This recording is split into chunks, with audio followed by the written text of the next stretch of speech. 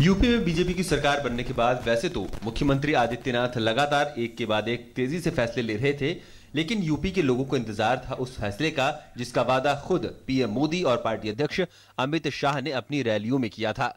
करीब 2 हफ्तों के इंतजार के बाद मंगलवार शाम 5 बजे जब सीएम योगी की अध्यक्षता में कैबिनेट की बैठक शुरू हुई तो राज्य के किसानों की उम्मीदें परवान चढ़ चुकी थीं। करीब 1.5 घंटे की कैबिनेट की अहम बैठक के बाद किसानों के लिए ऐतिहासिक फैसले का ऐलान करते हुए राज्य सरकार ने कहा कि लघु व सीमांत किसानों का 1 लाख तक का फसली लोन माफ किया जाएगा। 30,729 करोड़ अंदाज से 1 लाख रुपए तक की जिन्होंने ऋण लिया है उसको वहां तक कि उनके अकाउंट से उनको माफ किया जाएगा। कोई 7 लाख किसान और हैं जिन्होंने लोन लिया था, वो लोन एनपीए बन जाता है। उनके जो लोन का अमाउंट है वो है 5630 करोड़।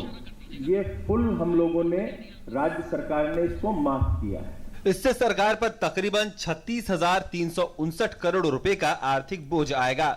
उत्तर प्रदेश में 2 करोड़ 30 लाख किसान हैं। इनमें 2 करोड़ 15 लाख किसानों को फायदा होगा।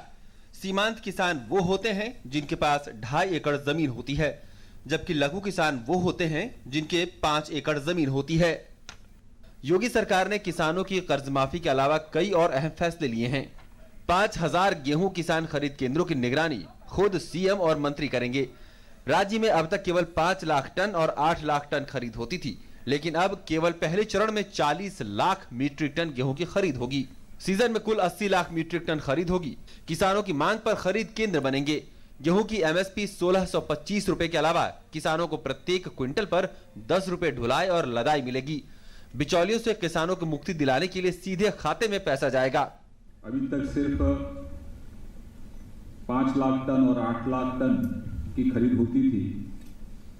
हमारी सरकार ने पहले चरण में ही 80 लाख मैट्रिक टन गेहूं खरीद का लक्ष्य रखा है। 40 लाख से शुरुआत की है।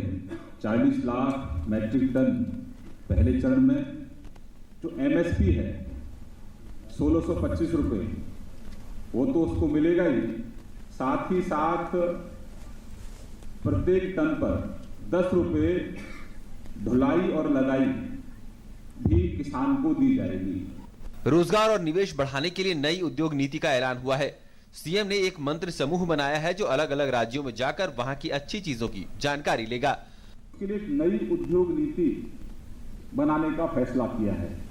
एक मंत्री समूह का गठन माननीय मुख्यमंत्री जी ने किया है, जो अलग अलग राज्यों में जाकर वहां की उद्योग नीति की जो बारीकियां हैं उनका अध्ययन करेगा और अपने प्रदेश उत्तर प्रदेश में सिंगल विंडो के माध्यम से हम एक अच्छी उद्योग नीति का यहां निर्माण कर सकें। उसके लिए अवैध खनन रोकने के लिए उप मुख्यमंत्री केशव मौर्य की अध्यक्षता में एक मंत्री समूह बनाया गया है जो इसे रोकने के लिए हफ्ते भर में रिपोर्ट देगा।